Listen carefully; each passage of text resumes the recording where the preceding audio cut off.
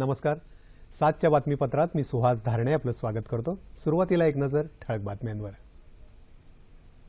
राजकारणापेक्षा राष्ट्रकारण अधिक श्रेष्ठ असं स्पष्ट करत संसदेचं कामकाज चालू देत नसल्याबद्दल पंतप्रधानांचा विरोधकांवर हल्लाबोल. दुग्ध क्रांतीपाठोपाठ आता मध क्रांतीमुळे शेतकरी होणार अधिक समृद्ध, पंतप्रधानांचा विश्वास. व्यंकय्या नायडू यांचं आवाहन. चालू आर्थिक वर्षात नोव्हेंबर अखेरपर्यंत प्रत्यक्ष आणि अप्रत्यक्ष कर संकलनात वाढ, एकूण 9.64 लाख कोटी कर संकलन. ऑगस्टा वेस्टलँड हेलिकॉप्टर खरेदी घोटाळ्यासंदर्भात माजी वायुदल प्रमुख SP त्यागींसह तिघांना 4 दिवसांची CBI कोठडी. प्राप्तिकर विभागाकडून तामिळनाडूत बेहिशोबी 24 कोटी रुपयांची रोख रक्कम, तर कर्नाटकात 5.70 लाखांची नव्या चलनातील रोकड आणि 32 किलो सोनं जप्त. आज मानवी हक्क दिनानिमित्त विविध कार्यक्रमांचं आयोजन. भेदभावांचं उच्चाटन म्हणजे मानवी हक्कांचं रक्षण, यंदाच्या मानवी हक्क दिनाचं घोषवाक्य. आणि मुंबई क्रिकेट कसोटीत भारताचं इंग्लंडला चोख प्रत्युत्तर, मुरली विजय आणि विराट कोहली यांची दमदार शतकं. आणि आता सविस्तर वृत्त. राजकारणापेक्षा राष्ट्रकारण अधिक मोठं असतं असं स्पष्ट करत विमुद्रीकरण मुद्द्यावरून संसदेत कामकाज करू देत नसल्याबद्दल पंतप्रधान नरेंद्र मोदी यांनी आज विरोधकांवर हल्लाबोल केला. उत्तर गुजरातमधील दिसामध्ये 350 कोटींचा खर्च करून उभारण्यात आलेल्या बनास डेअरीच्या चीज प्लांटचं तसंच मधमाशी पालन केंद्राचं उद्घाटन आज पंतप्रधानांच्या हस्ते झालं. त्यावेळी ते बोलत होते. विमुद्रीकरणामुळे लोकांना होणारा त्रास लवकरच कमी होईल असं स्पष्ट करत देशाला भ्रष्टाचार मुक्त करण्यासाठी विमुद्रीकरण हे आवश्यक पाऊल असल्याचं ते म्हणाले.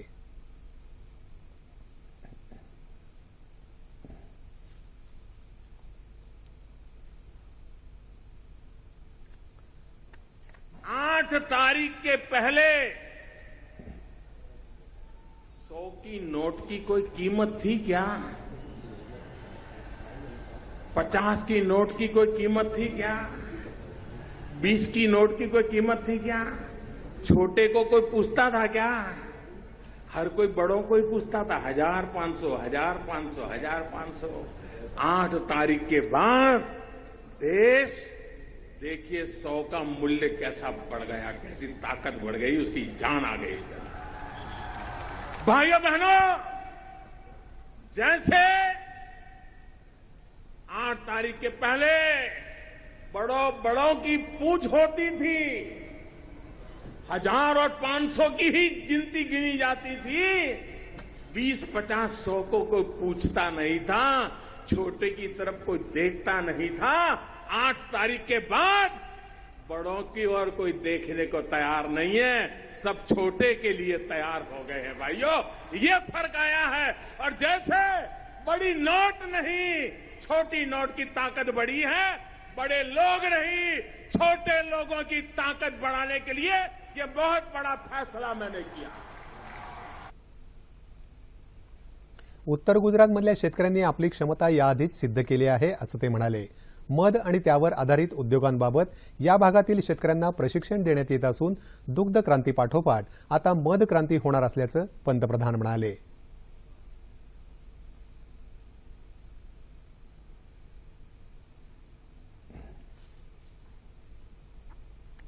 किसानों की समितियां बनी हुई है. दूध के साथ साथ खेतों में अगर मधुमक्खी पालन भी किसान पकड़ ले तो जैसे दूध भरने जाते हैं वैसे मधु भरने जाएंगे, मध भरने जाएंगे, शहद हनी ले जाएंगे और डेयरी की गाड़ियों में दूध भी जाएगा, शहद भी जाएगा. एक्स्ट्रा प्रॉफिट, एक्स्ट्रा बेनिफिट, अतिरिक्त कमाई का एक नया रास्ता गुजरात के सभी डेयरी, सभी किसान इस रास्ते पर चल करके इस श्वेत क्रांति के साथ साथ स्वीट क्रांति को भी ला सकते हैं, ऐसा मेरा विश्वास है. विमुद्रीकरणाचं धोरण म्हणजे भ्रष्टाचाराविरुद्धची लढाई असून ही लढाई देशाचं भाग्य बदलण्यासाठी आहे असं पंतप्रधानांनी सांगितलं. गरिबांसाठी धोरण निश्चित करताना समाजाप्रती समर्पित भावना आवश्यक असते असं त्यांनी स्पष्ट केलं. गरिबांची ताकद वाढवण्यासाठीच विमुद्रीकरणाचं पाऊल उचलल्याचंही त्यांनी यावेळी सांगितलं. देशाच्या एकात्मिक विकासासाठी केंद्र आणि राज्य सरकारनं एकत्रित प्रयत्न करण्याची गरज असल्याचं प्रतिपादन माहिती आणि प्रसारण मंत्री व्यंकय्या नायडू यांनी केलं आहे. देशाचा विकास हेच एकमात्र ध्येय ठेवून केंद्र आणि राज्य सरकारनं समन्वयानं काम करावं असं ते म्हणाले. नवी दिल्लीत आयोजित सिमकॉन परिषदेत ते बोलत होते. राज्याच्या माहिती आणि जनसंपर्क मंत्र्यांची ही 2 दिवसीय परिषद आहे. माहिती मिळणं हा जनतेचा मूलभूत अधिकार आहे. जनतेला विविध योजनांची योग्य माहिती देण्यासाठी विभागानं प्रयत्न करावेत असंही ते म्हणाले. दहशतवाद, भ्रष्टाचार, गैरव्यवहार हे देशाचे शत्रू असून त्याविरोधात एकत्र येण्याचं आवाहन त्यांनी केलं. प्रसारण हा सरकारचा महत्त्वाचा भाग असून विकासासाठी त्याचा योग्य उपयोग करायला हवा. स्थानिक संस्कृती आणि वारसा कायम ठेवत आपल्याला विकास साधायचा आहे असंही ते म्हणाले. Information dissemination to the people is very vital at the central level, at the state level. Now we are an independent country, so the agenda of the nation is development. Second, development. Third, development. And development also all-round development, integrated development. That's why the Prime Minister has given a slogan, Sabka Saath, Sabka Vikas.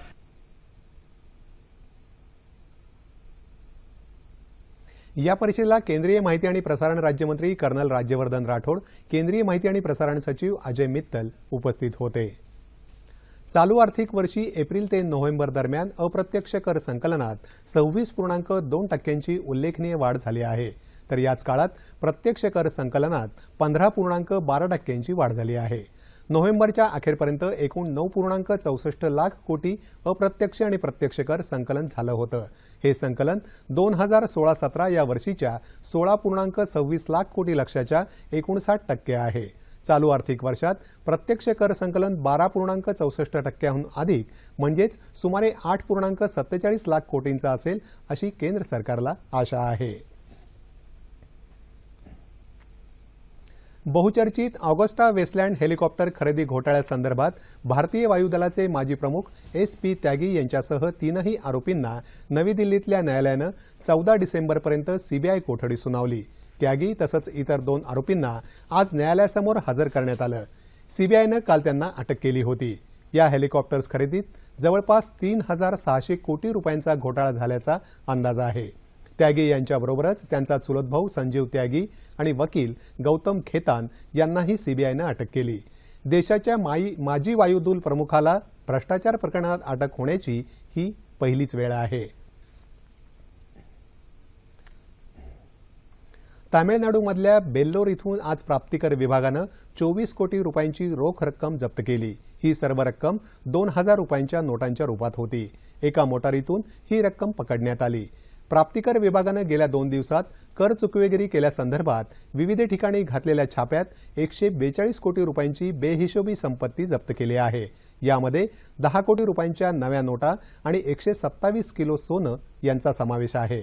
दरम्यान प्राप्तिकर विभागानं कर्नाटकात एका हवाला एजंटकडून 5.7 कोटी रुपयांच्या नव्या नोटा तर 90 लाख रुपयांच्या जुन्या नोटा आणि 32 किलो सोनं जप्त केलं.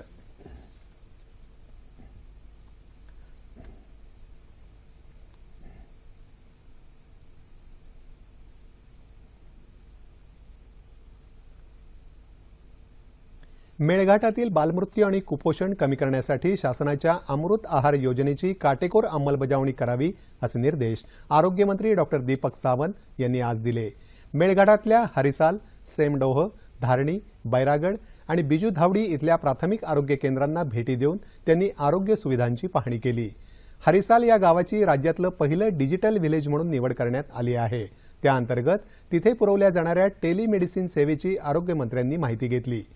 मेळघाट भागात भूमक्यांचा चांगला प्रभाव आहे.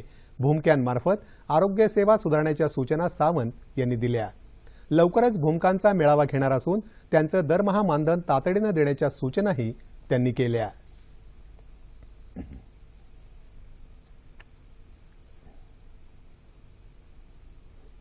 विमुद्रीकरणाच्या निर्णयानंतर बुलडाणा जिल्ह्यातल्या खामगाव बाजार समितीमध्ये शेतकरी आणि व्यापारी यांच्यातले सर्व व्यवहार धनादेशाद्वारे करण्यात येत आहेत. त्यामुळे या बाजार समितीतल्या उलाढालीवर कोणताही विपरीत परिणाम झाला नसून शेतकरी, व्यापारी आणि ग्राहक समाधान व्यक्त करत आहेत.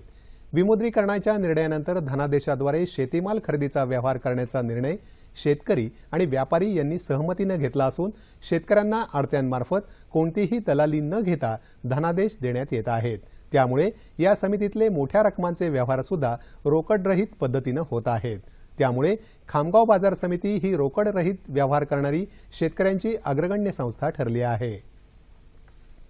खामगाव बाजार समितीला आणि आमचे कॅशलेस पेमेंट चालू आहे चेकद्वारे, ते सुरळीत चालू आहे। आम्ही शेतकरी कॅशलेस पेमेंट स्वीकारत आहे। आडते हे शेतकऱ्यांना चेक पेमेंट करतात आणि शेतकरी सुद्धा चेक स्वीकारत आहेत आणि त्यावर बाजार समिती लक्ष ठेवून आहे।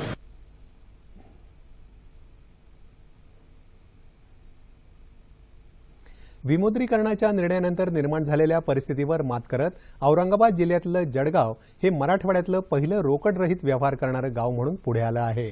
विमुद्रीकरणाच्या निर्णयानंतर रोकडरहित व्यवहार करण्याच्या पंतप्रधान नरेंद्र मोदी यांच्या आवाहनाला प्रतिसाद देत करमाडजवळ असलेल्या जळगावातल्या सर्वच छोट्या मोठ्या व्यावसायिकांनी आपापल्या दुकानांमध्ये स्वाईप मशीन बसवून रोकडरहित व्यवहार सुरू केले आहेत। त्यात किराणा दुकानासह चहा तसंच सलून व्यावसायिकांचा सहभाग आहे। रोकडरहित व्यवहार सुरू झाल्यानं गावातल्या अंतर्गत व्यवहारांचं प्रमाण वाढलं आहे। सुमारे 1700 लोकसंख्या असलेल्या या गावातल्या नागरिकांची बँकेत खाती उघडून ती आधार कार्डाशी संलग्न करण्यात आली आहेत। या सर्व नागरिकांना त्याबाबत प्रशिक्षण देण्यात येत आहे।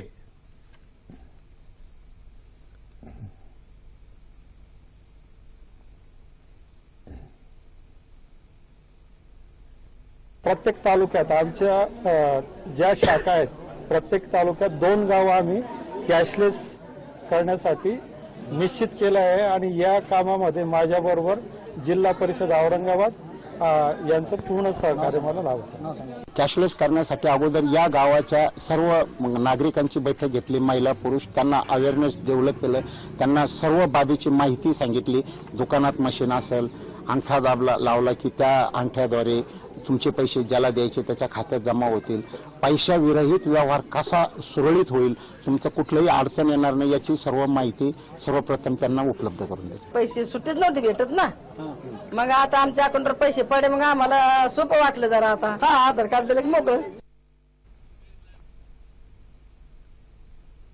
विमुद्रीकरण हे ऐतिहासिक पाऊल असून देशभरातल्या सनदी लेखापालांनी या मोहिमेला पाठिंबा द्यावा असं केंद्रीय वस्त्रोद्योग मंत्री स्मृती इराणी यांनी म्हटलं आहे। ती आज मुंबईत सनदी लेखापाल संस्थेच्या 31व्या पश्चिम भारत प्रादेशिक परिषदेत बोलत होत्या। सनदी लेखापालांनी अर्थव्यवस्थेतील विशिष्ट पैलू लोकांसमोर मांडावेत असं आवाहनही त्यांनी केलं। विमुद्रीकरणाच्या घोषणेनंतर केवळ 3 आठवड्यात 5 लाख वस्त्रोद्योग कामगारांनी नवीन बँक खाती उघडल्यानं हे अभियान तळागाळापर्यंत पोहोचलं असल्याचंही त्या म्हणाल्या।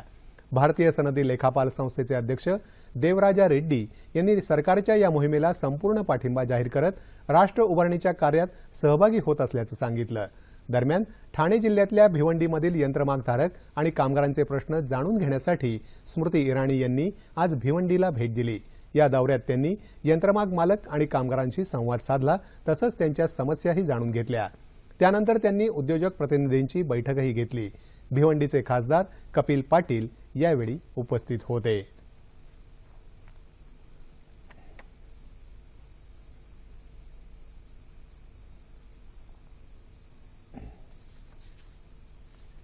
भारतीय बालकल्याण परिषदेनं बालशौर्य पुरस्कार नुकतेच जाहीर केले। या पुरस्कारांमध्ये जळगावमधील निशा पाटीलला यंदाचा बालशौर्य पुरस्कार जाहीर झाला। हा पुरस्कार मिळवणारी निशा ही महाराष्ट्रातली एकमेव विद्यार्थिनी ठरली आहे। स्वतःचा जीव धोक्यात टाकून प्रसंगावधान दाखवत आगीत अडकलेल्या 6 महिन्याच्या चिमुरडीचा प्राण तिने वाचवला। आदर्श कन्या विद्यालयात शिकणारी निशा 12वी विज्ञान शाखेची विद्यार्थिनी आहे। तिच्या या धाडसाचं कौतुक सर्वत्र होत आहे। येत्या 26 जानेवारीला पंतप्रधानांच्या हस्ते तिला बालशौर्य पुरस्कार देऊन गौरवण्यात येणार आहे।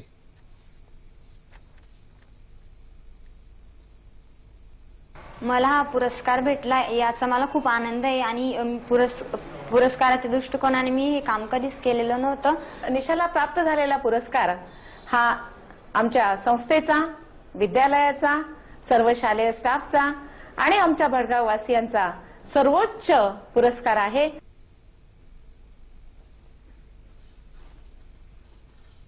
दरडोई उत्पन्नाच्या बाबतीत जगातल्या 152 देशांमध्ये भारताचा क्रमांक 141वा असून ज्ञान, विज्ञान आणि तंत्रज्ञानात भारताला अजूनही मोठा पल्ला गाठायचा आहे.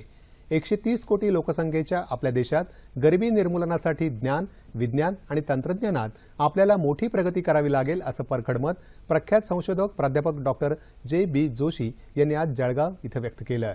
जळगाव औद्योगिक वसाहत परिसरात आयोजित केलेल्या 8व्या राज्यस्तरीय बालविज्ञान संमेलनाचं उद्घाटन करताना ते बोलत होते. राष्ट्रीय आणि आंतरराष्ट्रीय स्तरावर विज्ञान आणि तंत्रज्ञानात होणाऱ्या बदलांची ओळख विद्यार्थ्यांना करून देणं गरजेचं आहे असंही ते यावेळी म्हणाले. 3 दिवस चालणाऱ्या या संमेलनात राज्यभरातून 235 बालसंशोधक, वैज्ञानिक आणि शिक्षक सहभागी झाले आहेत. विज्ञान खेळणी, विज्ञानाचे प्रयोग, शोध निबंध, गणित कृतिशीलता अशा विविध विभागांद्वारे या संमेलनात विद्यार्थी आणि शिक्षकांना मार्गदर्शन करण्यात येणार आहे. यावेळी एका विज्ञान विषयक स्मरणिकेचं प्रकाशनही करण्यात आलं. समाजातील प्रत्येक नागरिकांच्या हक्कांचं रक्षण व्हावं या हेतूनं दरवर्षी 10 डिसेंबरला जागतिक मानवी हक्क दिन साजरा केला जातो. भेदभावांचं उच्चाटन म्हणजे मानवी हक्कांचं संरक्षण हे यंदाचं घोषवाक्य आहे. मानवी हक्कांचा आणि मानवी प्रतिष्ठेचा आदर हा स्वातंत्र्य, न्याय आणि शांतीचा पाया आहे. आज जागतिक मानवी हक्क दिन. चीननं पादाक्रांत केलेल्या तिबेटमध्ये मानवी हक्कांच्या होत असलेल्या गळचेपीविरुद्ध नाशिक इथल्या तिबेटी नागरिकांनी आज शांतता मोर्चा काढला. तिबेटी जनतेचा आवाज संयुक्त राष्ट्रसंघापर्यंत पोहोचावा यासाठी सहकार्याचं आवाहन करण्यात आलं. तिबेट परत स्वतंत्र व्हावा यासाठी यावेळी प्रार्थनाही करण्यात आली. मुंबईत मावा म्हणजेच main against violence and abuse या संस्थेतर्फे स्त्रियांचे हक्क आणि मानवी हक्क या विषयावर आधारित पथनाट्य सादर करण्यात आलं. तसंच रॅलीही काढण्यात आली. यावेळी मानवी हक्कासंदर्भात जागृती करण्यासाठी महाविद्यालयीन विद्यार्थी सहभागी झाले होते. आज 10 डिसेंबर हा जो आंतरराष्ट्रीय मानवी हक्क दिन आहे, तर बऱ्याच देशांमध्ये हा दिवस एक 16 दिवसांचं मोहीम करून आज त्याची समाप्ती आहे. म्हणजे 16 दिवस म्हणजे 25 नोव्हेंबरपासून ते 10 डिसेंबर हा महिला हिंसा विरोधी पंधरवडा असा पाळण्यात येतो. जळगावच्या विजय चौधरीनं पुण्याच्या अभिजित कटकेला चितपट करत महाराष्ट्र केसरी किताब पटकावण्याची हॅट्रिक साधली. यंदाच्या महाराष्ट्र केसरी किताबासाठी पुण्यातल्या बालेवाडी क्रीडा संकुलात झालेल्या एकतर्फी झुंजीत विजय चौधरीनं अभिजित कटकेवर 2-0 अशी मात केली. चौधरीनं नरसिंग यादवच्या विक्रमाची बरोबरी करत मानाची चांदीची गदा सलग 3ऱ्यांदा पटकावली. या कुस्तीसाठी राष्ट्रवादी काँग्रेसचे अध्यक्ष शरद पवार यांच्यासह हजारो कुस्ती शौकीन उपस्थित होते.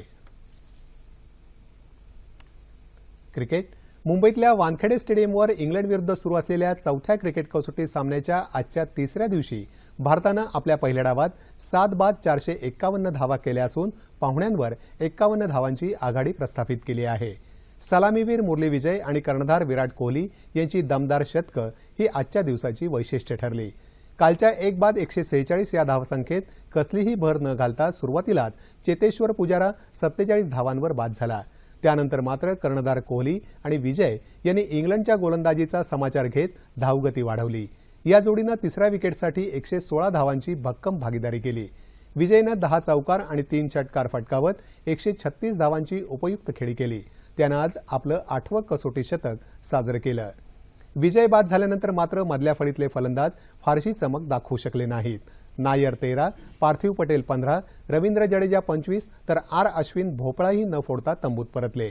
त्यानंतर पुन्हा एकदा कोहली आणि जयंत यादव या जोडीनं पाहुण्यांच्या माऱ्याला चोख उत्तर देत पहिल्या डावात आघाडी घेतली. दिवसअखेर या जोडीनं 8व्या विकेटसाठी 87 धावांची भागीदारी रचली असून कोहली 147 तर जयंत यादव 30 धावांवर नाबाद आहेत. हवामान. राज्याच्या अनेक भागातील तापमानात घट दिसून येत आहे. गेल्या 24 तासात विदर्भ, मध्य महाराष्ट्र आणि मराठवाड्याच्या काही भागात किमान तापमानात सरासरीच्या तुलनेत लक्षणीय घट झाली.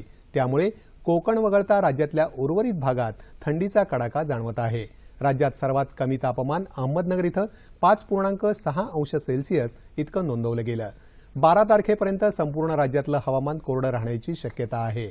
मात्र 13 आणि 14 तारखेला दक्षिण कोकण, मध्य महाराष्ट्र आणि मराठवाड्यात पाऊस पडेल अशी शक्यताही हवामानशास्त्र विभागानं वर्तवली आहे. तापमान अंश सेल्सिअसमध्ये. मुंबई कमाल 31, किमान 16. नागपूर 29 आणि 8. पुणे 30 आणि 8. औरंगाबाद 30 आणि 12. नाशिक 31 आणि 7. कोल्हापूर 29 आणि 13. रत्नागिरी 33 आणि 16. सोलापूर 31 आणि 18.